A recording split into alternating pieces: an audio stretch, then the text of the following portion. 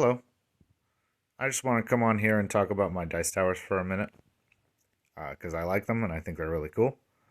Mostly I want to talk about these ones over here, but let's start out with these ones over here.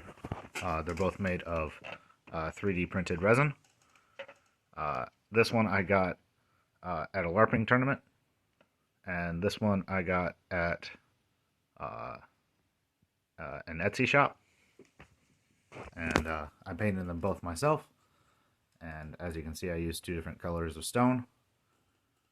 One is supposed to be like a desert stone, and the other is supposed to be like more of a traditional gray castle stone. This one I used some weathering, and I try to make each brick look a little different. Pardon me. Overall, I think it looks pretty cool, and the first one accepts normal dice just fine.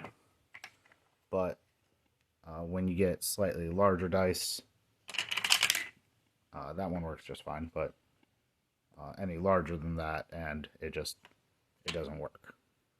Yeah. Same story for this dice tower. Works just fine.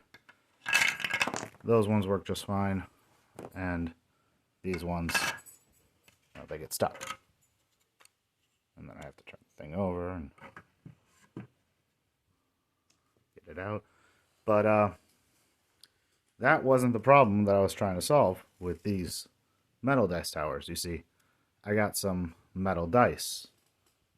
There's the rest of them over there. And these guys would damage the crap out of my nice paint job. And I don't want to do that. So the idea was to make my dice tower out of metal. But two problems with that. The steel will eventually rust out, much like this one is.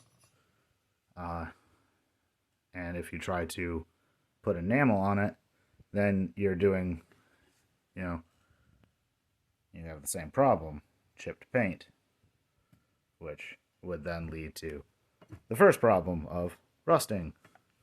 So, unfortunately, my version 1 didn't solve the problem because I went ahead and painted it with Rust-Oleum enamel paint. And it's not as good as I could make it because it's made of 4mm steel, and this corral, it's not at a right angle. So,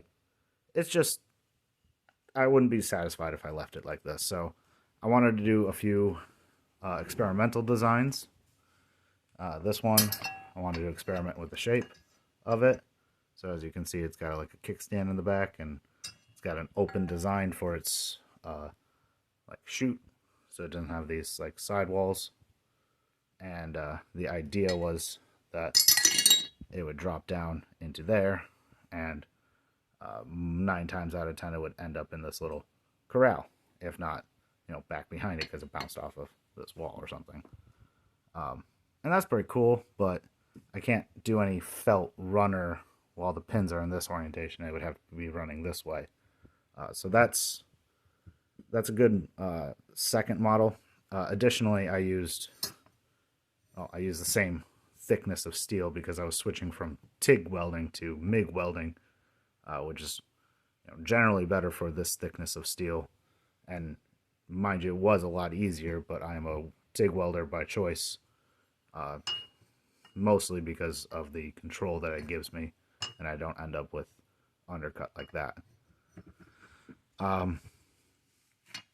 So I switched back to TIG welding and went to 3mm steel because part of this process was to improve my welding. So I was challenging myself. As you can see, there's no pins or anything in this one because the point of this one was to try to find a way that I could have a rotating tower head so that you could make it more portable and again achieve the goal of using less steel. So it just has a kick plate to push out the die in front. As you can see, it works just fine. I didn't end up finding that one point, so there's 2 bolt holes, one for an open position, one for a closed position. and I have a bolt that goes all the way through. But I had shelved the idea for a few months at that point. I moved on to other things, but recently came back to the idea, and I switched to 2mm steel. And I went ahead and just refined the process, and I went ahead and just made the top portion of this without the bottom portion and without the pins on this one. But I screwed up the spacing, and the top bump is too low, and the bottom bump is too, resulting in the bottom bump being too low and the kick plate being too high. So I had to adjust my spacing on that, and I made this one pretty shortly after, like like the next week, just because I wanted to improve the design immediately. And I switched right away to 1.5mm steel. That did result in some wonky welds. As you can see, it got some melt through there on the corner, up at the top, like on the opposite side.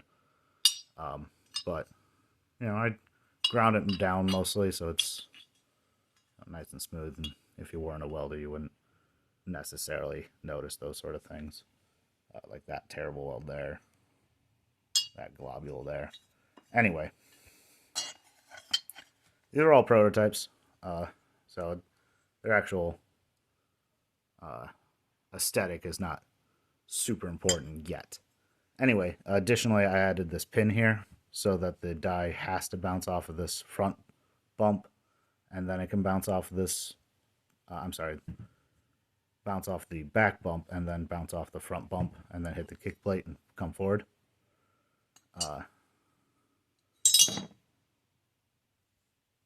Damn. Anyway, the problem still persists of what to coat these things with.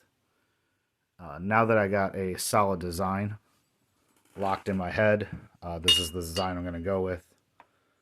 I'm going to try to get my steel welding even thinner, so I go for maybe 1mm steel. I think 0.5mm steel would be too thin for my purpose here, but 1mm steel should be nice and light and thin enough, and significantly less. Like, just listen to this. See what I mean? Yeah, so that's my process.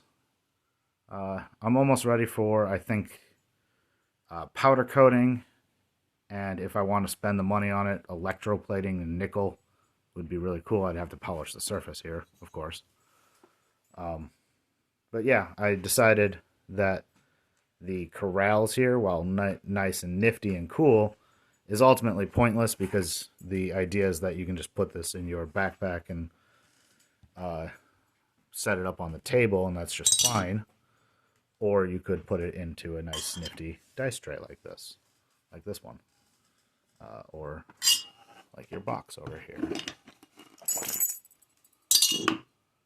Yeah, but yeah, I do want to run the felt liner after I coat this in whatever I'm going to coat it with, probably enamel for this particular one, and after I get the 1mm one, then spend the money on powder coating it.